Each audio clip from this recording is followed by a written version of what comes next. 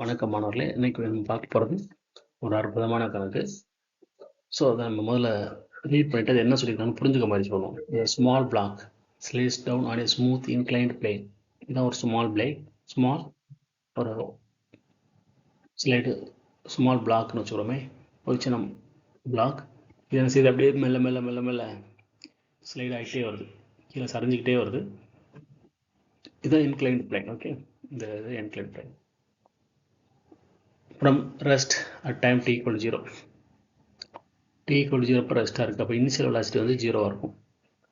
let Sn be the distance traveled by the block. அதாவது இங்கேருந்து இங்கே ட்ராவல் பண்ண டிஸ்டன்ஸ் வந்து Sn.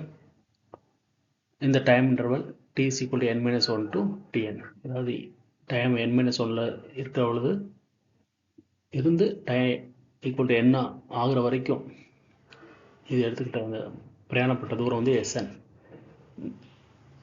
the ratio of Sn divided by Sn plus 1 கேட்குறாங்க. இந்த Snக்கும் அடுத்து வரக்கூடிய உள்ள ரேஷியோ Sn plus 1 இது கேட்குறாங்க. இந்த மாதிரி டிஸ்க்ரீட்டாக நம்ம டிஸ்டன்ஸை கண்டுபிடிக்க ஏற்கனவே ஒரு ஃபார்முலா நம்ம டெரைவ் பண்ணியிருக்கோம். அந்த ஃபார்முலாவை நான் இங்கே எழுதியிருக்கேன், டைரெக்டாக எழுதியிருக்கேன். இந்த ஈக்குவேஷன் எப்படி வந்துச்சுன்னு நான் ஏற்கனவே சொல்லியிருக்கேன்.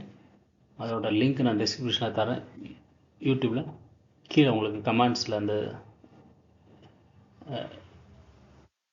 கீழே இருக்க டிஸ்கிரிப்ஷனில் தருவேன். அதை பார்த்து தெரிஞ்சுக்கோங்க, எப்படி வச்சுன்னு பார்த்துக்கோங்க. சரிங்களா? Sn equal to u plus a by 2 2n minus 1.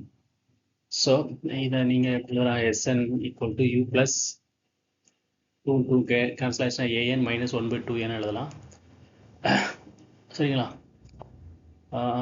இப்போ u equal to 0ன்னு வச்சுக்கோங்க. இந்த ஈக்குவேஷனில் u 0 என்ன ஆகும்?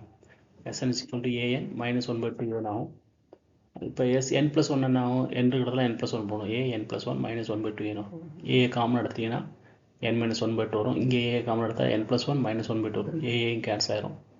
ஃபர்தராக அதை நீங்கள் சிம்பிளிஃபை பண்ணால் 2n minus 1 divided by 2 இங்கே தான் வரும். 2n plus 2 minus 1 divided by 2 வரும். இந்த 2 2 கேன்சல் ஆயிரும்.